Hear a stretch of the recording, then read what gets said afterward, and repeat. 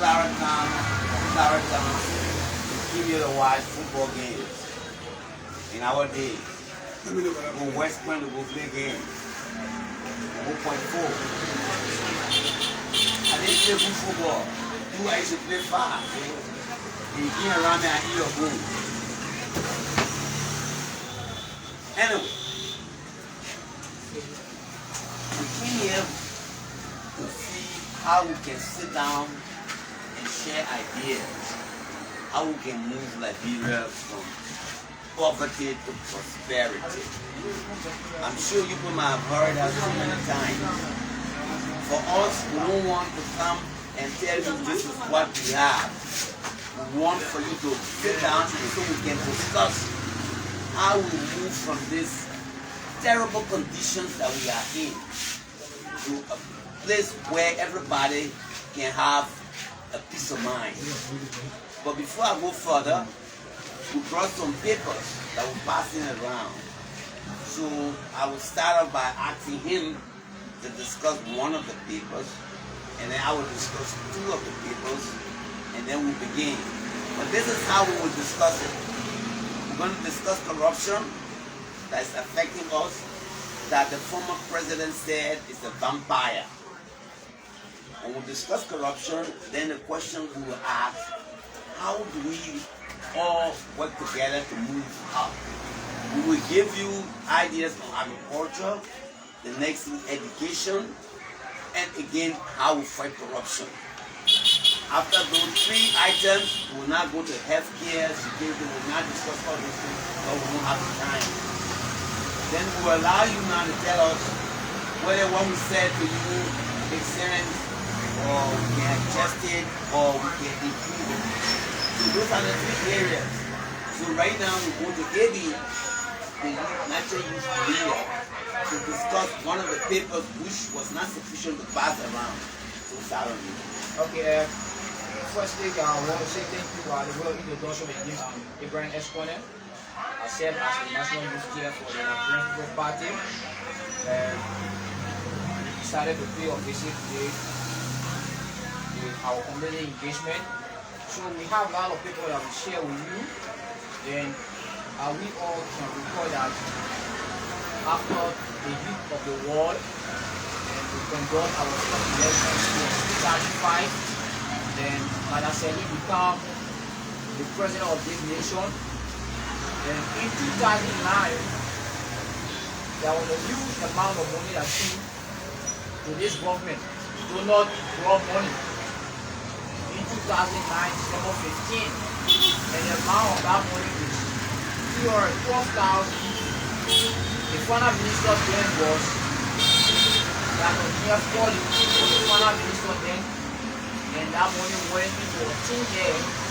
That the paper also report that May 16, 2010, another 120,000 team, and the money went into a team there.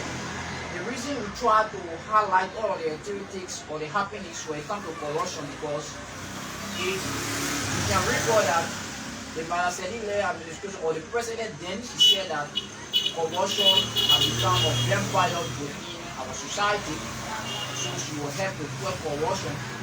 And if you can recall, we also listened to her then that she put her neck on chopping board for one final minister who they call the person P. Gafuan, and her son Warren Serif was also the head of the card, and the card went down broke. There was nothing to show that all of this money that come into the country will not have a trickle-down effect within even Clara Town, Joe Community, West Point, the slum. So we are here to flesh your mind on most of the activities, but not to hold you too long because the chairman is here. He will elaborate on all of it, all of the things that we are seeing. So I will hold here for now, and the chairman will come in. So thank you. Thank you, David. We just talked about this particular sheet. This is a newspaper that carried the two checks, $350,000 and $112,000, that were cashed by the powerful lady. You remember that lady there? She said the family was never involved in corruption. but this paper is telling you they're not true. LPP didn't print this paper. LPP did not write the story. Telegraph newspaper printed this story and circulated it. If you want to challenge this paper, they can be welcome to. But as it stands now, this paper told us that the cash and check, they did not use it for the Liberian people. That's what this paper is about. That's what he just talked about. This is the other paper, like I said earlier. We come here to tell you story, but we try to give you evidence about our story. Again, before Ellen came, prior to the 1980, prior to April 12, 1980, the government of Liberia had shares in these big companies. They were sending money, but then they were pocketing the money. So the money didn't go into the coffers. So when you hear Liberia is so rich, how come Liberia is rich, and we are poor, this is what happening. You get share in the company, the dividends supposed to come to the government, but then they build the schools, build the roads, the individuals take it and eat it. This is what happened in 1980. This is what happened in early Johnson done. The other sheet of paper there is about donors, money coming here. Donors, they gave money to the NGOs, but then they come and work. But the NGOs and the government connive, and they do not spend the money in Liberia. They eat the money. So when you see some of those big houses going up, and they don't go to the bank, sometimes the money from here is being used for that. So these are the three things. When we talk about corruption, we brought papers to prove our case. So we're not just accusing anybody falsely. So that's the issue of corruption. How do we move forward? How do we work together in order to minimize corruption? LPP is moving forward the Liberian People's Party that you might not know too much about. It's a party that came from Moja. The movement for justice in Africa was organized by a group of people including Dr. Tobananti Potter, Dr. Amos Sawyer, Hugh Mason, Dr. Tyre, Wema Famula, Rustin Wolopoli, Ezekiel Pajibo, just name it. Too many of them. Gadamina Fubo, they died. You know, too many people. Jake Anado, you know, the late James Logan, Kofi Woods, Tiawon Gonglo. If you heard about the Broom, he had the Broom to sue corruption. He also was one of the founders. So these are people who are involved in organizing LPP, and they are saying they're tired sitting down, they won't come back to see how they can help.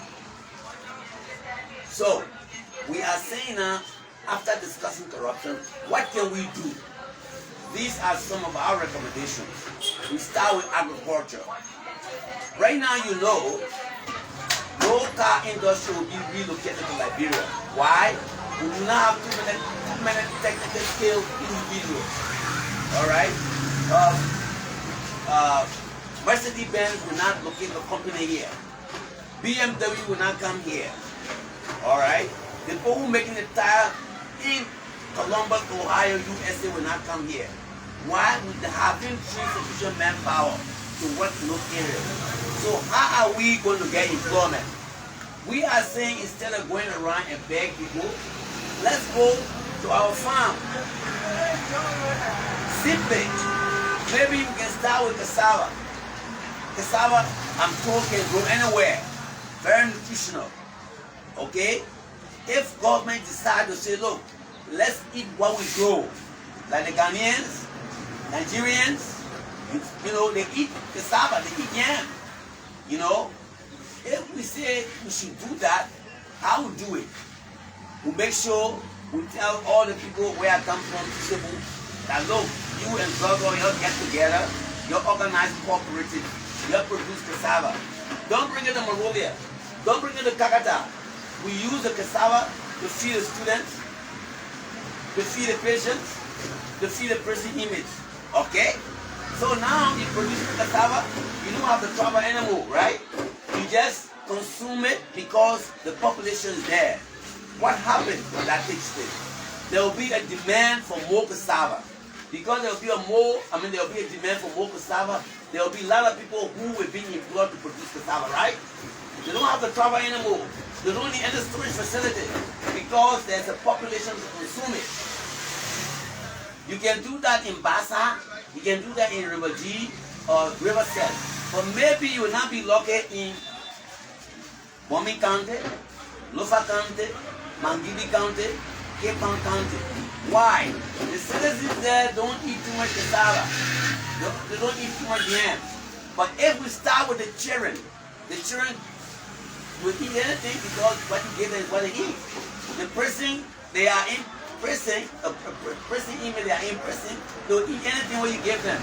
The patients will eat anything what you give them. If we start feeding that group with cassava, they will get used to eating cassava. Now what happens then? There's something they call attitude is contagious. Now let me tell you, I don't see a lot of cases with mine way of looking at Puesco, right? I don't see a lot of people here from Lofa County or who are Loma people. You know, Loma people were humiliated before the coup. If you can remember, right? Right? They said Loma people can eat dog. You heard that story? Huh? All they say Loma people can eat dog. Loma people, they say Loma people can eat dog. We're dog eater. You will be ashamed when they see you. They look at our dog eater there. You go play football, you play by here, you can eat dog. That's why you can't play football. But then what happened after the war? Dog has become an issue. They got restaurants all around. Why? Because of the attitude. Attitude is contagious. So I'm saying, if people can change from eating cow meat to start eating dog, obviously there will be some people from Bomi, from Cape Town, from Lofa, from Bon County that will begin to eat cassava. If 10 or 15% of the population of those 5 counties begin to eat cassava, what's going to happen? You start demanding more cassava, there will be more production of cassava, and then what happens? When you do that, the pressure on the rice importation will reduce. Now, nobody can use rice anymore as a weapon to destabilize the country. When that happens, what happens then? Government can save revenue. Because every time government import rice, what happens? They waive the taxes. So government doesn't have to waive tax anymore. Because why? There's no more pressure on the rice issue of importation. Alright? And I'm not saying you will substitute, you will use cassava and you will not eat rice. No. But if you eat cassava in the morning with geba, dombo, akeche, right? If you eat it, you will not have that much space to eat a lot of rice. So obviously, you will still eat rice, but you will reduce the quantity of rice you eat, and that will reduce the pressure on rice importation. Okay? But what happens there again? Something could happen. You are feeding the children come under your control. But because we're not feeding the children, they are not under our control. And you go in a rural town, all the children on their own. Because when they come from school, they gotta look for food to eat. That will not happen anymore. Because before they go to school, they eat cassava. When they come home, they will have something to eat. The mother and the father don't have to worry anymore. So you take care of that. When you start having control on the children, they will go to school and learn better. So you see, you're solving a lot of things. But better yet, the government can organize cooperatives. So it should not be individual. Work together as cooperatives to be producing the cassava. And it should not stop at the schools, the community colleges. In each of the county you got community college. You can feed the students there too. A huge population. Okay? Now, the cooperatives, the government can do another thing besides organizing the rural villages and cooperatives. They can also lend them money for them to buy processing machine to change the cassava to gari, right? So you now only cassava eating now, or even process it to say maybe fufu or whatever the case is. So you see, you do all of that with the help from the government, with the cooperatives. Now you got the people working together. The fighting that takes place sometimes in the family because there's no food or there's no money. No money, no love, right? But when you start feeding your family, there will be love. All right? So right there, because you're feeding your family, the fighting will stop. Then that experiment from the cassava, you can use it, all right, to work together to get diamond, to get gold, to get timber. Timber, you can build chairs, decks, beds, all of that. So that idea of a cooperative from producing a cassava can be used to produce diamond, to produce gold. Another interesting happening in our area. You're not going to be finding jobs for people in our area. What will happen? You will now stop foreigners from coming here to dig our gold and our diamond. They dig the gold and diamond, they go to the porous border. They don't come to Monrovia to deposit the diamond because they don't live here. You, as a citizen, you don't know your way to go free down. You will bring the diamond here and sell. The revenue will increase. Beyond that, you stop the foreigner from stealing. Another important thing will happen. What will happen? You will stop the children from going to the gold mine, the diamond mine, the logging farm. When you have that again, you have control over the children. They will start going to churches. They will start going to mosques, temple, whatever religious setting. You will have control over the children because they are not making money anymore. When they're not making money, they will not be frisky. They will pay attention to the parents. Then you begin to have control. Right now, there's no discipline in society. Everywhere you go, everybody making money. People don't care. So you see what happens when you organize the community and they get involved in managing their own resources. When you do that in agriculture, you bring the people together, you have control, right? Then you have the children to discipline and you feed the children are healthy, then the issue of going to hospital is reduced. When you feed the prison inmates, when they come from prison, they stay healthy, they can be trained to go and work. But they may stay in prison throughout, no good food, because you rely on importation. As a result, they come from prison, they're sick. You can't even rehabilitate them for them to do something good. So we're telling you that agriculture is the way to go. It's cheap to agriculture, only 10% of the money gets lost. In construction, whether they're roads, whether they're buildings, 30% of the money gets lost. When they build Hotel Africa, if you don't know, we're not for nothing, they want to steal money. They want to steal money. Construction is the most area where they steal a lot of money. The design, the diesel, look at all the sour they constructed. They're all falling apart because they ate the money. If you have to invest the money in producing cassava, you don't have too much issue to do a lot of studies, like the soil, and you got the people. For example, how come the Lufa project did not succeed? All right, the borrowing equipment. You borrow money to buy the equipment. So we had the equipment, we had the laborers to do the job, we had agriculture ministry that would supply all of the technicians, and we got the land. So how come we didn't produce rice? I'm saying to you, in our understanding is that people who are importing rice are very important and very powerful. They don't want for anybody to reduce their profit. So they will say all kinds of things not to produce rice so that they can import rice. All right? So that's aspect of agriculture. Let me go to education. Go look around. How come we've been around since 1847? Firestone didn't have high school until 2006. Why? When I went to school to Tuckman High in 1970, you had only one public school in the whole of Monrovia. One public school. One public high school in the whole of Monrovia. From Lab High, it changed to Tuckman High. How can you develop a society when you not invest in education? You can't go anywhere, my friend. Look around here. Who are the carpenters? Who are the masons? Who are the plumbers? Who are the technicians around here? Most of them from different countries. How come you can't find them here? Because we did not invest in education. You only have BWI, Tuckman High came, Race came. Lamco, all the technical schools, were owned by foreigners. How come government did not invest in it? So that's what we're talking about. We got to invest in education. But the government is not going to have the money to build too many schools within 5 years that everybody can go to school free. All right? You're not going to have the money. So what LPP, the Liberian People's Party, is recommending, now look, lend money to the students. Don't give it to the school owners. Let the student decide where to go. Government is giving money to all the private schools. If you work your way out, they'll give you $10,000 or $20,000. Go in the budget, you see the need of schools. I have investigated it. Go to 2003. Most of the private schools that receive money from government. But how come the students are failing? In my area, the student, our research used to be 1 hour. Anybody who went to our school are only there 1 hour. And so, but today they take whole day.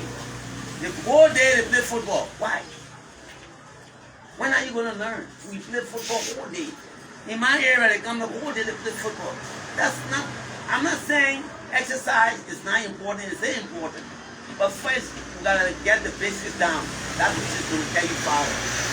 Alright? To lend money to the student, maybe not elementary school, maybe starting from high school, and the parents can co-sign the loan. You can't leave from there. Look, the birth certificate, you got to pay. Marriage certificate, you got to pay. Single certificate, I just learned that today. You got to pay. If you go marry, first you got to pay for your single certificate before you pay for your marriage certificate. That's the kind of money, because there's no money. So that's how they are incented to get money from you. So there's no way if the government decides to lend money to the students for them to go to school, you can't say they can't pay because the government has hold on you. You can't leave from here. You can't travel without at least getting a clearance from the Department of Finance or LRA that you pay all the fees. So government has a way to collect the money. So they can lend money to the students. So now parents don't have to work like hell to pay school fees because there's an arrangement that they would lend money to your child. When they graduate, they collect the money for them small. They do that in advancement rate in the United States, that's what they do. You go, your collateral, or your mom, your dad sign the loan paper, they give you the money, you go to school. If you start failing, they take the money away from you. Once you graduate, you will pay that money until you finish. They're not going to waive it. They will not waive it. So we can do that. In addition, what happens if, come 2023, all these students that are graduating from colleges, they're not going to find jobs. Can we make an arrangement to say, okay, let's find out who is capable, to get loans, to start something. Don't leave them on the streets. Don't leave them on the streets. Give them something. Give them the same way you give tax breaks to big businesses. Give breaks to the poor man, to the poor student. Let them start something. They're all not going to be successful. I can tell you that. They're all not going to be successful. But it will be a way of saying, we got interest in you. Don't do anything that does not help society. Do something that is positive. Two, again, you're going to record it down. You're going to sign some paper that if they don't pay, the day they start working, you can garnish their check. Beyond that, let rehire most of the teachers we dismissed because they reached the age of 52. They are firing or retiring most people because you reach the age of 62. Most of the people can still produce. I'm going to be 68 by November 8th. You think I can teach? If I'm qualified, I can teach. I can teach. But once you reach 62, they fire you. I got most of my friends that I grew up in the barracks with, who were in the police, who were in the military. They're all today walking around. No job because they reached the age of 62. How you know how the Civil War took most of the working time along? Why should you fire somebody who didn't work for 14 years? That's not fair. But besides that, if you have qualified teachers to be teaching the schools, that's fine. But you don't have qualified teachers. So rehire the qualified teachers. Alright, those are the area of education we're recommending. Then we come to the area of corruption.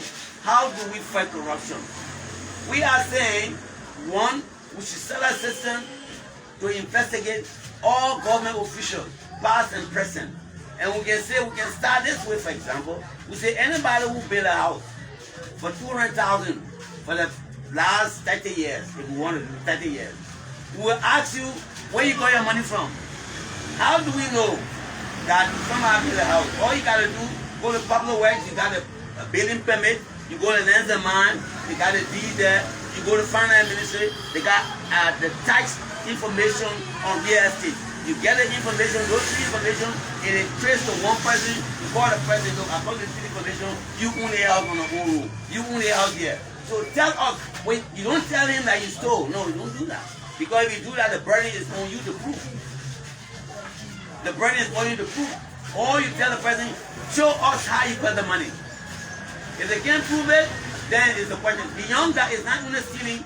You heard about it, money laundering, right? Or drug money. Maybe they're using the drug money to build a house. That's illegal. You can't do that. Drug money, that's illegal. So 3 ways. Either if the money is the corrupt money, or drug money, or money laundering. So you can do that. So then we insist that every 3 months, all those people that are being employed in our government, when we take over, you got to declare and publish your assets. You don't want to declare and give it to a government official to keep it. You got to publish it. Let us see how you got your money. We insist all the public corporations, LEC, National Port Authority, NASCO, we insist that every institution should publish not only 5, but publish the assets, the liabilities. Today, do you know how much money you got in NASCO? Like your retirement account, do you know? I don't know. But we need to know how come they're not publishing the report. LEC, how come LEC not telling us how much money they received from the Millennium Challenge Corporation? The Millennium Challenge Corporation said they gave 350 million, right, to the government during Ellen time. Ellen time, you know. But what happened? The money disappeared in thin air. The money disappeared in thin air. Why? How come they can't ask the poor what do you spend the money on? Transformer, poles, wires. What you spend the money on? How come we don't have sufficient for this small town? Look at Monrovia. It's a small city compared to Nigeria. The population of Lagos, you know where it is? Can anybody estimate? It's around about 25 or 26 million people. Lagos, you, Monrovia want 2 million maybe. Maximum 2 million. It's my 1.4 million. But they're still providing services. Accra. Yeah? So what we're saying is possible. But you need honest people. So let me stop there after discussing those 3 things so we get into arguing. Let me hear what you have to say as recommendation. Thank you. Thank you, Honorable Chair. So, as we listen to the chairman, big lot of MP6 and explaining to you how things work out. We need to do a lot more how better we can improve our education system, how better we can improve our agricultural system, how we can tackle corruption. So it's an interactive discussion. It is a right to ask questions. Any one of things that you don't understand, you ask the chairman question and he will provide the information for you. So the floor is open. Taking question or comment. Okay, thank you very much. I'm Peter B. Nano speaking. Okay. My question has to do with this. My question. I say, I saw the picture of Madam Eric Johnson Sherry. Right. The people around here. And this time now she is not in power. How are we going to know that if the next government can be able to fight corruption against any government? Good question. Like I just said to you, we go to public works, right? We go to lands and mines and look at all the documents there. If we can trace the document to any particular person, and it's not stupid. She might not have built the houses in her name. She might not have done so. But if she built it in a relative name or in name that indicate that person doesn't have the means to build it, they will have to prove it. That's it. That's what we'll do. That's what we're saying. We're not going to say, oh, we're going to look for names. No. We go to public works. They got building permits. You go to lands and mines. You look at the deed. You go to Ministry of Revenue Authority. They got information. When you go, you have a land. You pay a tax. Those are the records you look at to be able to know. If we can identify that and know the property is fine. Properties outside of you, outside Liberia, it will be difficult for us to trace that. I'm not into that area. I can't tell you that. I'm telling you, properties that will be here, we can trace it. And if we can trace a lot of the properties here, it may link us to the properties outside the U.S. Okay, my second question has to do with this. But let me ask you, what would be your way to do it if you had a suggestion? What do you want? Your way of investigating. Let me finish my question. Another question. Okay, all right. You think which are the government that will rule the country and corruption will be a little bit down? Which are the government you think that can come down? That's a good question. Look at the track record of most of our people. Take that over 90%. Does he have a house? No. Did he steal money? No. Where am I from? In fact, people have it as a joke. People don't want to pay a house. They don't say they're not serious. They're not responsible. But most times they pay the house if you don't have money except you steal. But if you don't want to steal, then you can't pay the house. So if you look at the track records of the people in this party, and you see that they didn't steal when they're in government, if they tell you they're not going to steal, you should have reason to say, let me believe him. Look at my family. He didn't pay the house. No, if you have, so let's talk. I'm here. We here to engage. My reason of saying that, my reason of asking the question here is, according to what you said at the Liberal People Party, right? Liberal People Party, yeah. Okay, this is why I'm saying that. You think which are the government that will fight corruption when the other government move in power in the country here now at the European stage? But I just told you the Liberal People Party is prepared to provide you the leadership. And that's why we came here to give you documents to tell you how we do it, and we are asking you to help us to know how we would do it. So it can't be just our way of doing it. It will be your way of saying, okay, even though you said so, but we think this is how you do it. Yeah, all right. Thank you for the good question. Yes, sir. The fundamental thing we want to do first, we'll do what we call a lifestyle audit. All our government officials will declare the salary. Do you know the president's salary today? No, I don't know. Do you know the minister's salary today? So even the ministers and the lawmakers team, we don't know. But the fundamental, we will all publish our salaries that you yourself will have access to know how much each person made. The current regime failed to do that. The current president failed to declare his assets openly.